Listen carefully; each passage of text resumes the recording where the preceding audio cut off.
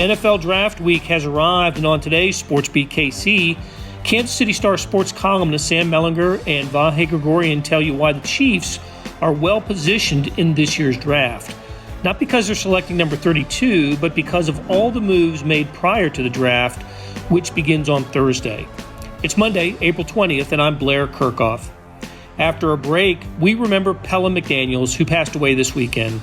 McDaniels played 6 of his 7 NFL seasons with the Chiefs and was mostly a reserve defensive end and linebacker. His 14 career NFL starts all came with the Chiefs. But McDaniels lived quite a life as an academic and civic leader after football. He served as a professor at 2 universities, including UMKC, and has written several books. So here we are with Sam and Vahe talking Chiefs. Vahe's here, sitting across from me, at least 6 feet, a good 6 feet. Yeah, I'd call it 6 feet, a good 6 feet. Yes. And Sam is about 10 miles away. Sam, how you doing? I'm good. How are you guys? Good. Just where we want you, Sam. 10 miles from us. Yep, exactly. Let's just get right into it. We are approaching, we're here, the week of the NFL draft, the one major a sporting event that has not been canceled, suspended, postponed, pushed back. It is going to happen. I'm just reading now that in the mock to the mock draft, the dry run, that there was a technical glitch with the Cincinnati Bengals first pick. So they've got to work out a couple of bugs. But come Thursday, I think we're going to have the strangest of NFL drafts based on location. It was supposed to be in Las Vegas, and that was going to be a strange draft anyway. But now we're doing it indoors, and I want to get some thoughts from you guys on maybe drill down a little bit on who the Chiefs, what position group they might be thinking about. But before we do, Sam, I wanted to refer to your Sunday column that I thought was really interesting because you expressed that you think the Chiefs are in as good a position as any team in the NFL to handle this phase of NFL player acquisition, the draft, just because of the way they are constructed, the way they've been built, and I think it would have been true either way, whether there was COVID-19 or not. But the fact that there is COVID-19 and it has an impact on all the NFL teams, the Chiefs do seem to be in something of an enviable position. For sure, yeah, I believe that. I mean, there's a lot of sort of on background griping that you read about from a lot of teams about the setup and, teams that wanted this whole thing delayed. And I don't get the sense that any of that stuff is coming from the Chiefs. I think that they are pretty adaptable. We've talked about this before. I think that's one of Andy Reid's great strengths, is his adaptability. I think that Brett Veach and look, it's the whole front office. Often reaches shorthanded to just Brett, but there's a lot of guys that work with and for him, and I think they're that way too. And so that's just like sort of the mechanical parts of it was just this strange deal. And it is good that the NFL got all the way to the number 1 pick overall before they had any technical glitches. Yeah, they got the intro in, I think. But then, if this was normal times and the draft was in Vegas and everybody was going to be there and all that stuff, I still think this draft would be laid out in a way that's advantageous for the Chiefs, just because, first of all, one thing, I'm actually writing a little bit about this right now, but I think one of the best things that Veach and that front office have done is they've kept themselves from being in a position to be desperate. If you're desperate for a certain position, all of a sudden you're taking a guy in the first round that probably should be in the second or third round, and it's just bad decisions can multiply, and the Chiefs just don't have a lot of glaring needs, and the needs they have are at positions, and I'm thinking mostly of corner, linebacker, and interior offensive line.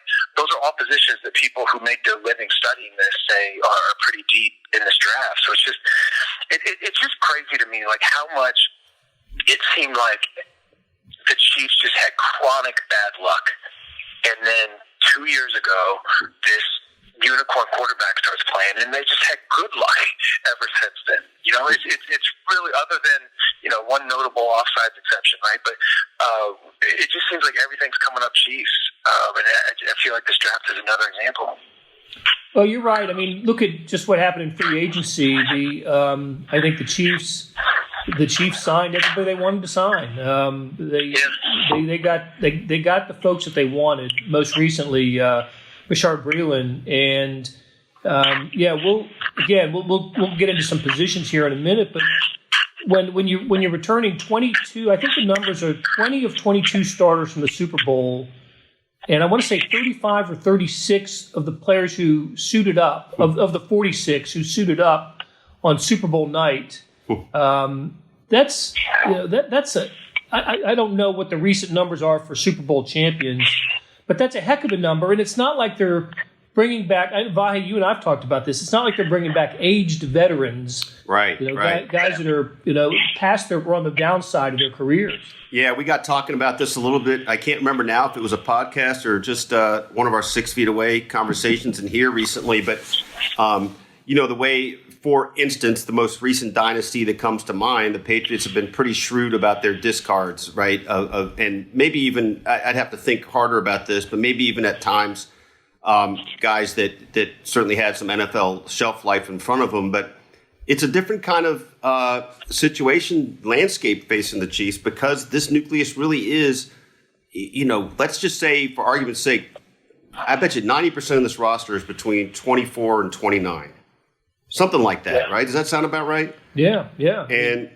And who's really about to be tapped out? Not really any of these guys. So between the points Sam makes, Andy's adaptability, continuity in the coaching staff, I think that it all sure bodes well, stacks up well for the Chiefs. If the Chiefs didn't participate in this draft, they would still be, I think, the team to reckon with next year. So that's just a way I look at it. So we'll see what comes to pass, but they're pretty contoured to the situation.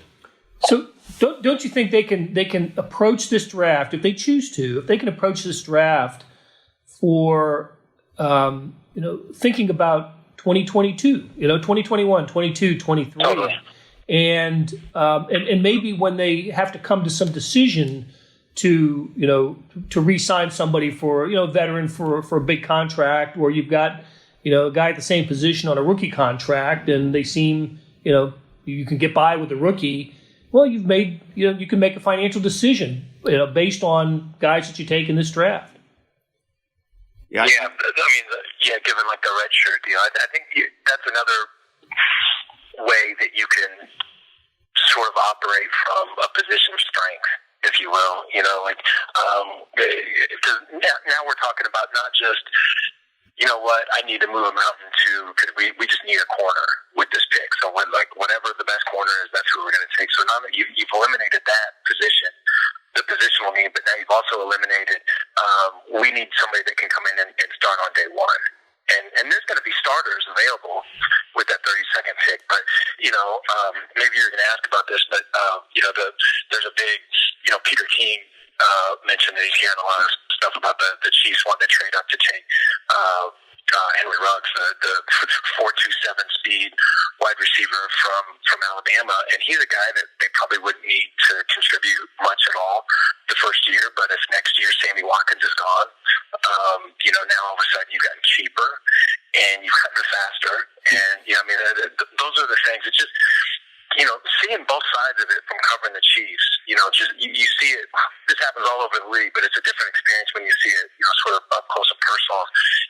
The years where it seemed like a bad decision begat a worse decision, and it was pushing them. I think of John Dorsey giving the contract to Dwayne Bowe, and Dorsey gets a lot of criticism for his cap management. In some ways it's fair, but in that situation, the hell is he supposed to do? Like, he's got a new coach that wants to, build around being able to pass the ball. And the 2012 Chiefs, their number 2 receiver, I just looked it up this morning.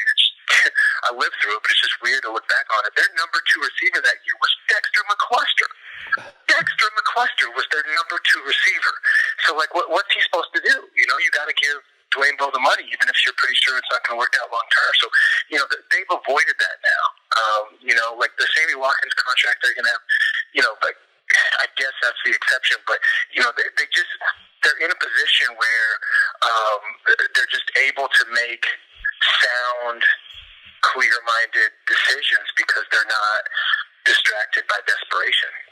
Sam, you kind of gave me a visual on this that you opened up my mind on this a little bit more. You know, the position they're in is almost like being able to have like either a 12th guy on the field or a free safety sort of situation. They could gamble. They could play it conservative and you know, stockpile for next year. They're kind of free to do anything, I think is how I'm coming to look at this. And everybody's free to do anything, right? But they have the leverage and the I think the sort of state of mind with the way Brett has operated that they are really a wild card in this thing. Yeah. Well, they've put themselves in a position where even at 32, they can take the best player available, right? Right. And maybe a Ruggs, just do that, right? Maybe a Ruggs or a T. Higgins from Clemson, or you know, Trevon Diggs from Alabama, the corner. Of course, that could possibly fill a need, but maybe the best available player at 32 isn't a position that we think that they don't need to worry about right now. But they're kind of the luxury of taking that player and stashing him, you know, redshirting him as we've seen them do, and it's just listen. There's a reason they're picking number 32, right? They won the Super Bowl. They made a lot of great moves to get to the Super Bowl and to win it, and it looks like they're not having, like the Rams when they got to the Super Bowl a couple years ago. They're not having to rebuild, dismantle, retool. Yeah. It's just not the case. So having said all that, is there a position group if we see the Chiefs getting to 32 and who knows who's left at that point? But what are we looking at position group wise? Is there a need? Is there some place they need to bolster depth? Yeah, I mean, I still think, like no roster's perfect. I still think they could use a corner. I think they could use a safety. I know they could use a linebacker, somebody they can cover. They could use some depth on the interior of the offensive line. It wouldn't hurt to have, one more running back, particularly one that in some ways is like Damian Williams, just another body, like somebody that's, got some wiggle, as they say, or at least used to say, can catch passes out of the backfield, something like that. They can pick and some positions like that. They could use some, an edge rusher would be great if we're just like making up lists, but they're not desperate for any one thing. I just think that's such an advantage. Yeah. And they don't, just in the last few years, but with a couple of exceptions, they don't go out and draft running backs. They go out and sign them. Yeah. And offensive linemen are, they don't, and since Eric Fisher, they did draft Mitch Morse high, and Allegretti, of course, was in last year's draft, but they've tended to find offensive linemen on, in the market and not on draft night as well. So it's just, I think it's an organizational philosophy. They think they can find good players on, without drafting them. Yeah, especially as you said, the offensive linemen, and it's really pretty true with the backs, isn't it? Mm-hmm. Yeah, they signed Spencer Ware and guys. Charkandrick West was somebody they signed as a undrafted free agent. And, Kareem Hunt's the only one I can remember them drafting in the Andy Reid era. That's the only one I remember. There might have been another. Who could it be though? Sam, do you remember another running back drafted? Was Niall Davis before? Did Niall Davis come before Andy Reid? Actually, he might have been that 2013 draft. Niall Davis was a John Dorsey pick. Yeah. Okay. Okay. All right. Well, good. Let's take a break here. When we come back, there's a couple other Chiefs issues we should talk about. Hey, it's Blair. we have a special subscription offer for SportsBeat KC listeners, unlimited digital access to the Kansas City Star's award-winning sports coverage. Sign up now for 1 year of Sports Pass for access to all the sports news, features, and columns presented on the kansascity.com site, and it's only $30. That's a 40% savings off our regular rate. Your subscription will automatically renew after the initial term at $50 unless you tell us to cancel. Your subscription helps support the sports coverage of kansascity.com and the Kansas City Star, and that support has never been more important. Please visit kansascity.com/SportsBeatKC offer to get this special offer. And as always, thanks for listening. Back with Sam Mellinger and Vahe Gregorian. We're talking Chiefs, NFL Draft. I was on a Facebook Live this morning with Quentin Lucas, the Kansas City mayor, who had about a 5-minute press conference in town trying to tout the idea of Kansas Cityans and those in the metro tailgating on draft night. Supporting your local restaurants and grocery stores, and then on draft night, sitting in your driveway with family and tailgating. I thought that was, there's not much you can do, right? But I thought it was a nice idea. Seems creative enough to me. I really wonder to what degree it will take. Yeah. I just don't know. I mean, it depends on maybe where the influencers are on social media, Blair. Get yourself an Instagram account and get it going. Might be what the weather, where the weather is that night. But anyway, hey, so we learned this morning officially, I think it occurred over the weekend, that Pellom McDaniels passed away. Young. I was reminded how young he was. 52. 52. When he died. Yeah. And Vahe, I know you've been working on this story today. Yeah, and I never knew Pelham. Blair, maybe you did a little bit, Sam, but he was done here in 98 with the Chiefs, but he was here at UMKC for a long time, and really kind of a Kansas City institution. I mean, chairman of the board of the Negro Leagues Museum and on the board of the World War I Museum. I ended up hearing about him through a friend of mine who was a friend of his. And I bring this up because this was not through a football circle. This was through a professor to community engagement circle. And as I've been trying to set up writing about it, that's the thing I've been most struck by. This guy is a true Renaissance man, and just very giving, very engaged. And I came across the fact that he has a patent for some kind of lubricant for dentistry, which has nothing to do with any of the other stuff he was involved in. And I just think that stands out to me as the kind of guy he was, and just sounds like a treasure. And people are obviously mourning him. And what we've been told through people that have been in touch with the family is that the death was sudden. I know they're probably, when something happens now, people probably immediately are wondering, you always wonder how somebody dies, but whether it's coronavirus related, at least at the point of us recording this, there's nothing that tells us that.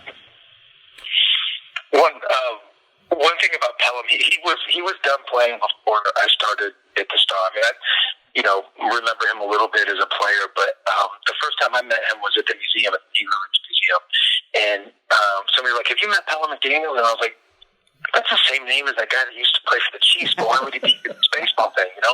And he is just a fascinating guy. You could tell from the first 2 minutes of talking to him that his brain was, at least for me, operating at a different level than mine. And one thing, and I'm going to kick myself if I get this wrong, but I am 99% sure I'm right on this.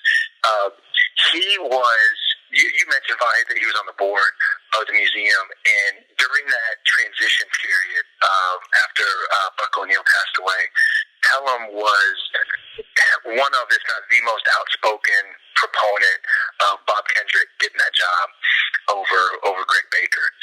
And the board as a whole voted for Baker, and I think that was kind of the end of, not just Pelham, there were a couple others, but I think Pelham was really disappointed in that decision, and obviously turned out to be dead right. I mean, Greg Baker almost literally could not have been worse for the museum, and Bob Kendrick has been that place's spirit, along with Buck, almost since the inception. So,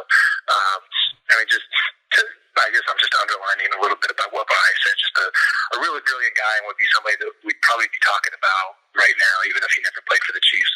And Sam, I do think your timing stacks up right on that. I don't have it in front of me, but I think his chairmanship ended in 2011. Does that sound about right? That was that timing. I remember talking to Pelham a little bit, and like when you can just hear frustration in somebody's voice.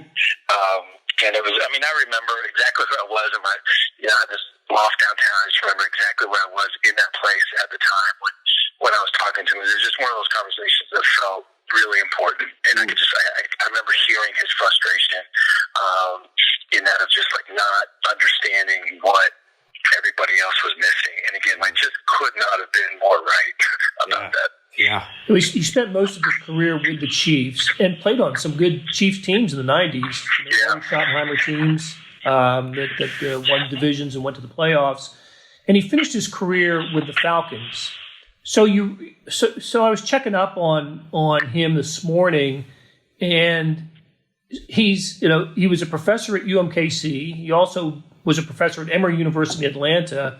So the two places where he, lived last as an NFL player left an incredible, mark on those communities. Yeah. At Emory, UMKC and Emory, and was civically involved in both communities. What an outstanding human being. Yeah, and it's interesting you note that point, Blair, because I believe he grew up on the West Coast, but so he was sort of testimony, I guess, to that adage about wherever you go, there you are, and really planting himself there. And, obviously Kansas City's richer for it, and I'm sure Atlanta and Emory were too. And I'm going to try to read he did several books, including one, his last name escapes me. I'm embarrassed. His first name's Isaac, but he wrote about a very prominent African-American jockey who was the first man to win 3 Kentucky Derbies and also was born into slavery. And we don't know this story very well, and it's so much so that even as I was typing this 45 minutes ago, some of it's eluding me. But I'm going to learn more about it, and he spent 7 years researching that book. I think that's telling about who he was. I know he won back about 5 or 6 years ago, he won a major award from the NCAA. Silver Anniversary Award, one of a handful of recipients. He played, I want to say, at Oregon State. He did. He grew up in California, but played at Oregon State, and started his career with the Eagles, played in the USFL, actually, for a couple years in Birmingham before he was discovered by the Chiefs. Quick footnote on this also. I came across this. I was listening back to a video he did on the occasion of the NFL Silver Anniversary Award he got. So he doesn't get into pro football right out of college. Just goes ahead and takes a job at Procter & Gamble, like on some corporate thing. Goes back to play in whatever it was, the World League or USFL, from Procter & Gamble. I mean, just from the get-go, the whole path has been pretty different. I'm glad you... That's funny. You always hear about teams signing guys from the street. Like I signed this guy off the street, or he was just selling insurance. You ever hear this guy was working at Procter & Gamble? I'm glad you politely corrected me. It was the World League of Professional Football. Okay. I wasn't sure. Not the USFL. USFL was earlier than when Pelham played, but a life well lived. Yeah, and certainly absolutely cut short at age 52. So, hey guys, thanks for sharing today, and we will talk to you again next week. Thanks, Blair. Yeah, man. See you guys.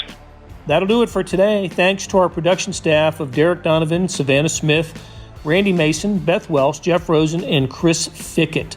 Cap tip to Sam Mellinger and Vahe Gregorian for appearing on today's show. Hey, a programming note, on Thursday, the first night of the draft, we're planning our own NFL Draft show to be broadcast on the Stars Facebook Live channel. You'll hear from some of your podcast favorites like Vahe and Chiefs beat writer Herbie Teope, plus some football reporters from throughout the nation. I'll provide more details over the next couple days. So we'll be back on Tuesday with another SportsBeat KC, where we talk sports in Kansas City every day.